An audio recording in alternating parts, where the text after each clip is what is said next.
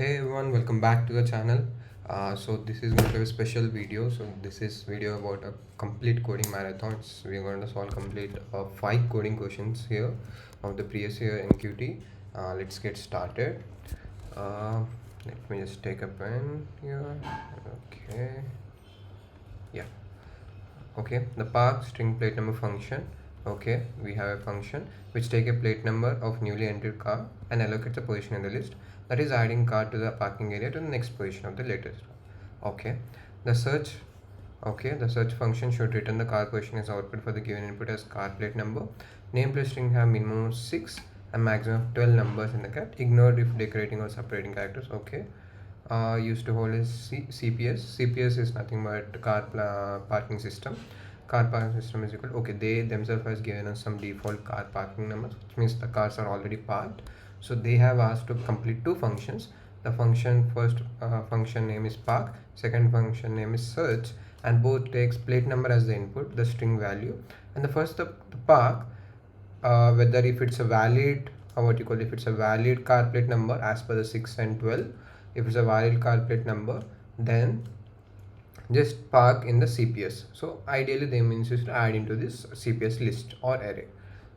Coming to the search function, this should return the car position. If suppose someone comes and look for the search function, then when they give the car number, the plate number, then that should result in at which position the car is present, or at which index in this array or list the car is present. Okay, one should be entered for car parking, 2 should be entered. Okay, so they themselves has given 1 means park should be executed, 2 means search should be executed. Okay, let's see some example.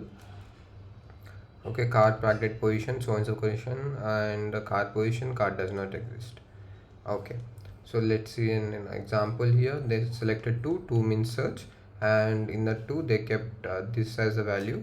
So there's small 528. Yeah, ignore this number, there was a typo in the question. So you see MH04CC278. so this car plate number belong to at 5th position, so we have to return as car position as 5. Okay, I'm not gonna waste much time on writing code for each and every question, as that will take a long time for the video and it can reach up to 1 hour as well the duration. So I already have solved all the questions and kept in my editor, so let's go to it. Yeah, I hope you understood the question, right? So if I just rephrase it, what we have to do, 2 functions we have to write: park, search, and we have to make sure our input validation that the plate number should be in between 6 and 12. Okay, and when it's a park, we just have to add or append to the list. When it's a search, return its index position. It's as simple as that. So let's go to the code. And yeah, many people and many students have asked that how do we take input. I saw many comments on that, so I just added those as well. Like in Python you can take input in this format. For the other language also I'll attach the course in the description. Okay, so here we are taking int value option this. Okay, I'll just maximize a bit. Yeah, this is to select the option, that is 1 or 2. Here we see, right, the first element, sorry, the number 2, which means the user want to do a search, that we have to do. And next, this will be the plate number. Okay, so for suppose we got 2 here and we got plate number, we have to check whether the option is 1 or whether the option is 2. And whether the option is 1, we discussed 1 means park, so it will go to the park function, which is here. In this park, we have to validate if it's a valid plate or not. To check valid plate, we discussed that it should be between 6 and 12. So we check it is 6 and 12, and we check is it's an alphanumeric value or not. It should also ignore any special symbol, so we added this addition as well. And if it's not a valid plate, then print invalid and return. If it's a valid, then this if statement will not get executed. It will go to this cps.append, cps which they themselves has given the list of cars that are already parked. You're just appending that to that the car to that list here. I will just print that car printed so and so position, because the format they have given that car parked at position. So in this format only we are printing it. And next, if it's a search car, then the validation remains same. Then print car position at so we are using index method here, and we are just calling, and plus index will return the index value which starts from 0, so we are adding +1 here. And if the car doesn't exist, just print as car doesn't exist, and our code gets executed. So let's try to run this. Let's maximize what we have here, 2 and MH04 CC278. Am I right? MH04 CC278. Yeah, car position 5. Let's try to some other input. MH05 CC, oh sorry, 04 CC 279. Car doesn't exist, right? And maybe we'll try the option 1 as well. MH101A12 something, car parked at position 13, because we already have this many cars, and after that it is getting parked. Okay, yeah, seems the code gets executed. I'll attach this code in the description as well. Okay, any doubts on this, you can just ask in the description. Let's move on to the next question. In one pass, a train A can start from a source station at time t or j. Ignore this word. So let's suppose a train A is there, is coming to a station at some t of I comma j. Okay, let's not confuse that also, let's keep t of I. Okay, and halt at each station for h units. So after h units it goes to t plus I plus h. They again plus some h into 2 or h into h plus 2, it goes to t of I plus 2h. So like that it keep on stopping at different stations until the last station t of n minus 1. Okay, t of n minus 1. Okay, given the train A timings. Okay, so first train stops at 10, then 10, 04, 09, 15, 19, 22. Now suppose railway admin want to add more trains to increase the frequency. Okay, so we already have train A here, so they want to add more train. So to launch the other train B, okay, we have a new player train B for the same station as the train A. Provided the train B starts at the time t, they would like to know the timings of train B. As there is no exact speed or any other values are given, so in this question we have to assume it travels at the same speed. So that means it will reach the destination the same. The first destination will take 4 minutes, next is 9, next is 15, 19 and 22. How we got this? From the same example that they have given. The program should return a string s time step in float for train at each station and the first station to turn. Okay, so this is just not about calculating the values. It's because in the exam you're gonna have to write the values and print the values in the exact format. You cannot write in integer, you cannot write in some other additional decimals or something. You have to make sure you are precise with only 2 decimals, and you have to make sure that after the decimal value also you are printing the exact hour value as well. You have to calculate in that way. And if suppose the value is given as 11 as per this example, then it should be ideally 1104, 1109, 1115, 1112, 1122. In this exact point value you have to print the values. Okay, and I guess we have all the inputs, and if it's a negative example then just an invalid output. Okay, so coming to the pseudo code here, what we have to do, we already have the values. We can just keep 4, 9, 15, 19, 22.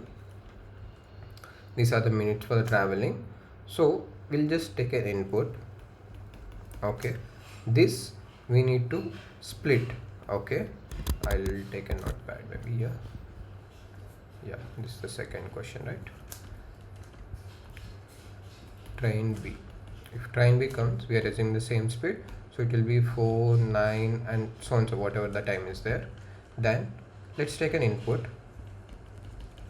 then we'll split this into hours and minutes, and then we'll multiply this hours and minutes into and convert into minutes, then add this hours and we again convert it into hours and minutes and return the values.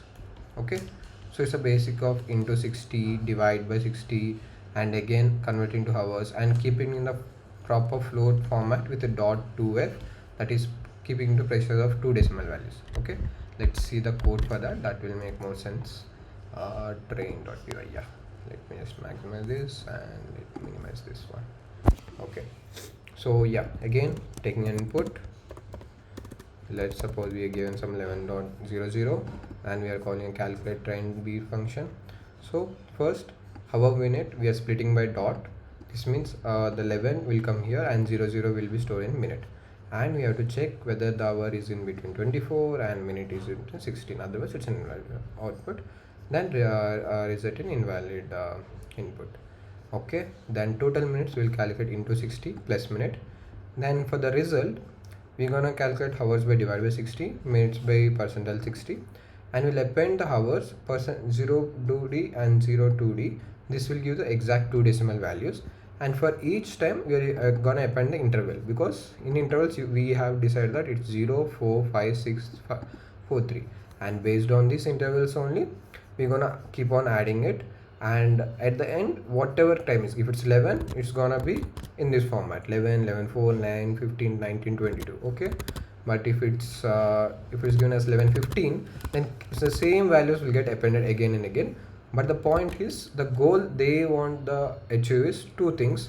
One thing, calculate the exact time, and the second thing is output in proper decimal value.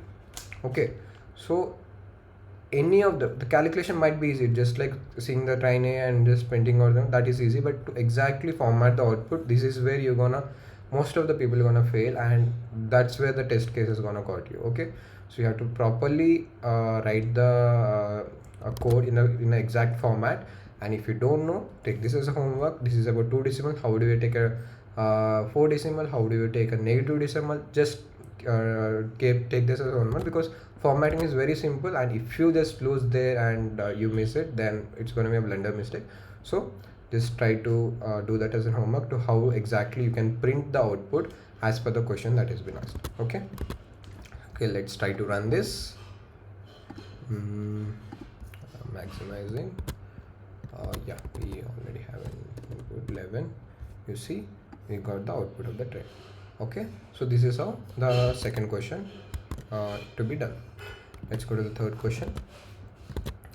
Okay, there are total of n number of monkeys. Sorry, there are total number of monkeys, or maybe monkeys sitting on the branches of huge tree. Okay, as travelers offers bananas and peanuts, the monkeys jump down on a tree. If every monkey can eat k bananas and j peanuts, if total m number of bananas and p number of peanuts offered by the travelers, calculate how many monkeys remain on tree after some of them jump to it.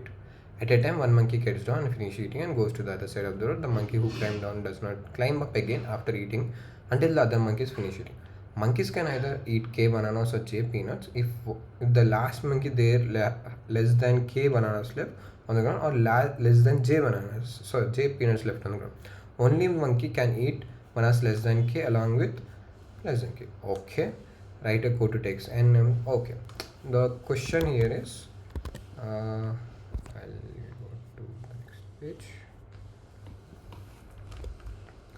So we have a group of monkeys. Okay, a traveler comes, either offers bananas or peanuts to the monkey, and there's a road.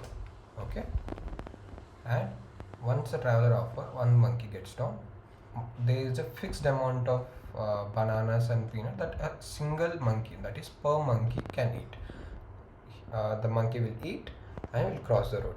So from this bunch of monkey, one monkey has crossed. Like that, there will be travelers coming, keep on giving the bananas and peanuts. Sorry, bananas and peanuts, and the monkey will cross the road. But at last, there will be very less bananas and peanuts, which for that given point of that monkey, it will be less per that monkey, but that monkey will try just consume it and leave, and at last there will be no bananas, no peanuts will be left, and there will be some group of monkeys, some that will be left on this tree. So we have to find out what is the count of it. Simple as that. Okay, so they are given some variables. N is the total number of monkeys, k is the number of bananas, a single, j, m, p. Okay, Okay, so coming to the pseudocode again first. Okay, what you have to take, we take the input of all the values, that is n, k, j, m, p, n. That input is done.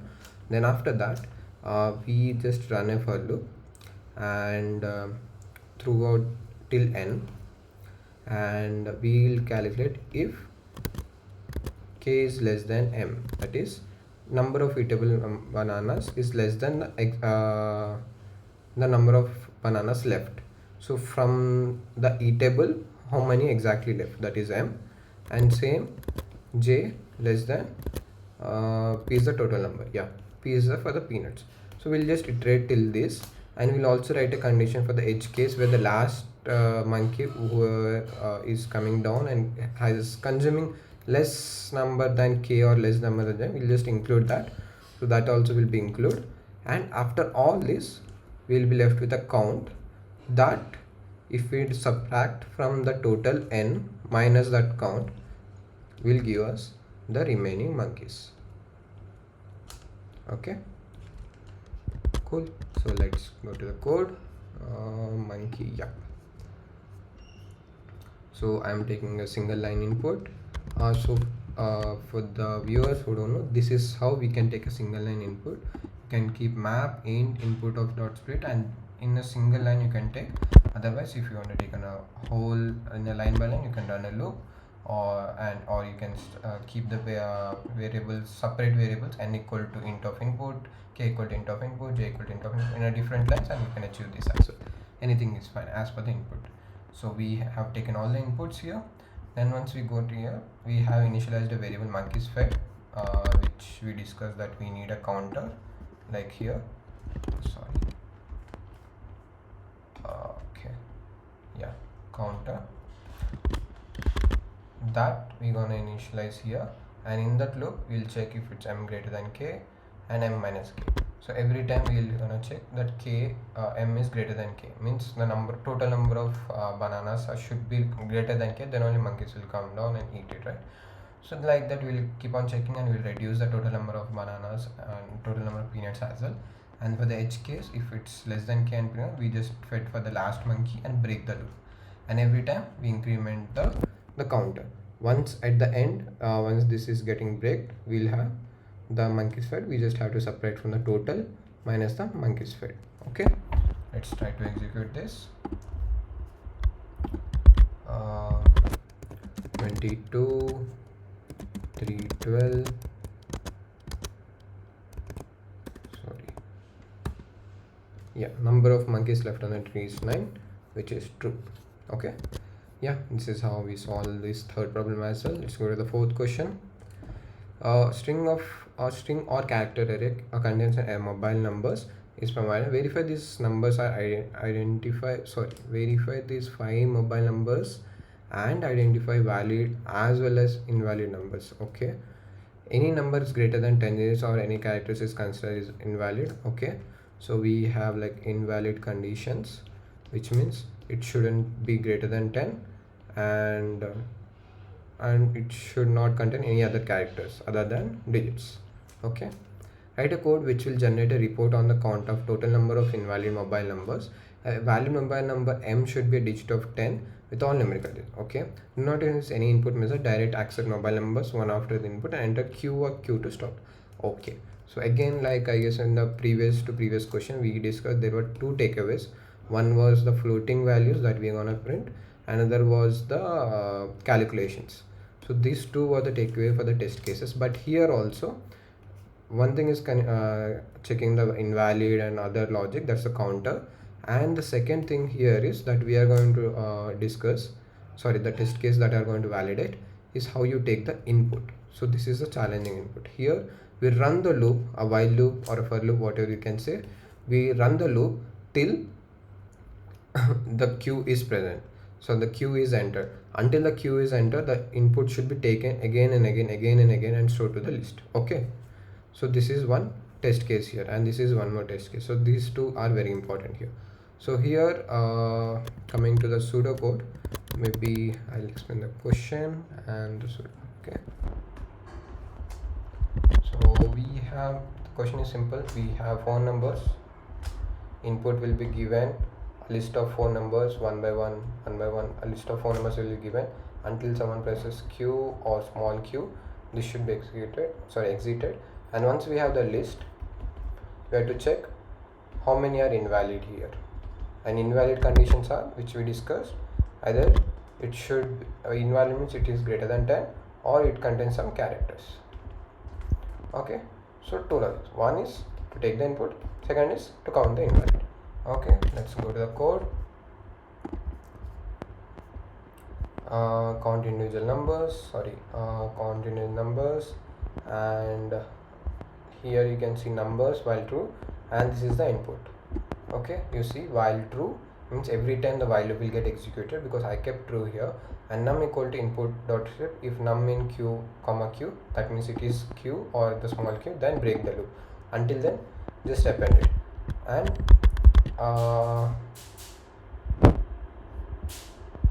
also we have a note here that if a user enters a set of numbers containing less than 5 or more than 5, display input number. So we have to take exactly 5 numbers as well. That is also they have given.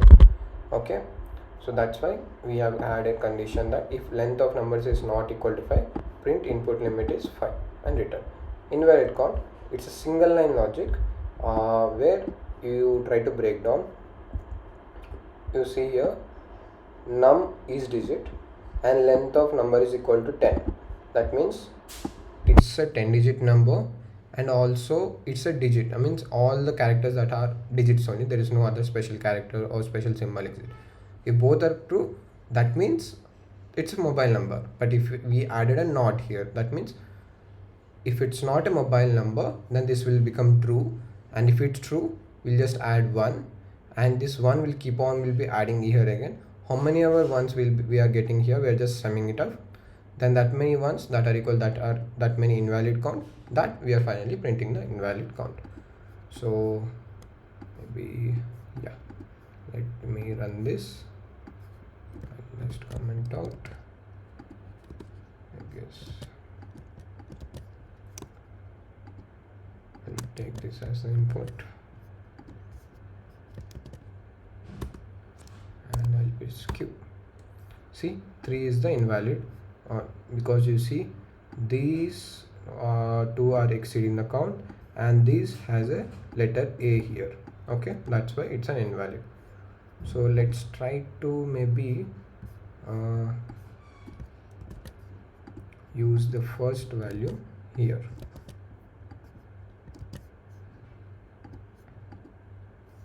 Oh, I forgot to comment it.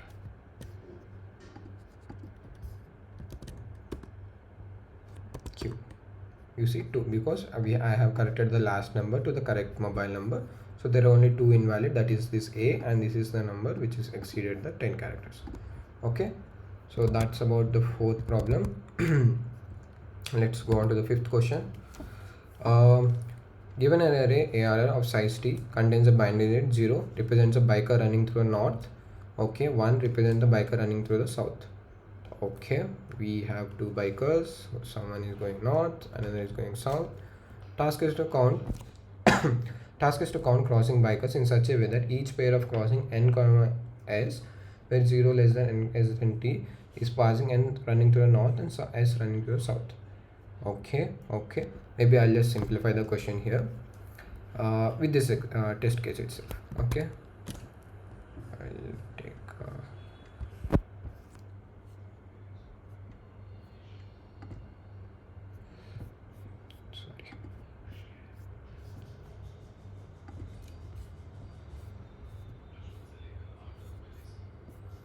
okay, I'll use this space.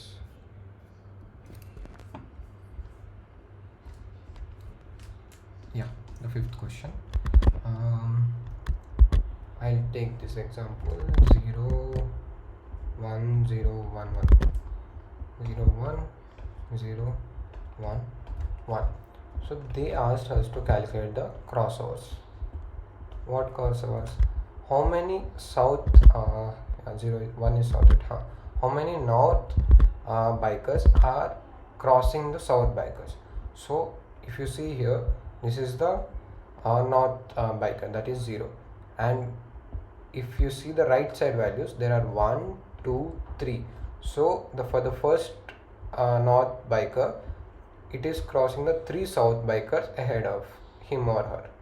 Then in the next consecutive way, you see there is one more north biker, and here for this the crossover is 2 because it is ahead of 2 north south bikers.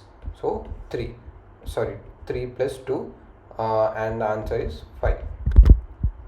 That's where the output is 5. I'll try to repeat it again. So here 0 means north and 1 means south. So we have to calculate how many north will cross over the south. And if you see the north value 0, the first one, let's concentrate only on 0. And here if you see, and the right side, if you see the ones, it has crossed once. How many times? 3. It has crossed 3 once, and it is at this position. And here coming to the next 0, next the north biker, it has crossed 2 south bikers, that is 1 and 1. So we have took the values 2. So total number of crossovers is 3 plus 2 is equal to 5. And the crossovers is just as per the example given. So basically what they want to find is how many ones after the zeros are there. So first one, after the first 0, how many ones are there? 3. So answer is 3. And after the next 0, how many ones are there? 2. 2 is equal to 5. So the pseudocode here comes is just iterate through the loop. If it's 0, then go from the next starting from the next position to the end, check if any value is equal to 1, increment the count value, and at last return the count value. This means anytime we get 0, we'll have one more loop running it and check how many ones are getting traversed, and we'll just increment the counter and finally return the count. Okay, let's go to the code. So you see I have taken the input AR of 0, 1, 0, 1, 1 and print crossovers. You see I have initialized count equal to 0, and I'm running the loop. Here I'm checking if it's 0, that is north. If it's a north biker, then I have to initialize the for loop starting from the next position, making sure to check the south, and anytime it it crossover with 1, that means we are incrementing the count by 1. So this repeats every time when it's a 0, and the next time when there is a 1 coming in the array. This will increment the counter, and finally we'll be having the output. Let me try to execute this. Yeah, we got the output as 5. You can see here at the below. So yeah, so these are the questions for today's coding marathon. Hope you liked the video, and all the very best for the exam. If you have any doubts, any questions, just keep commenting on, and we are actively looking to the comments that you are keeping. So once again, all the best and best of luck.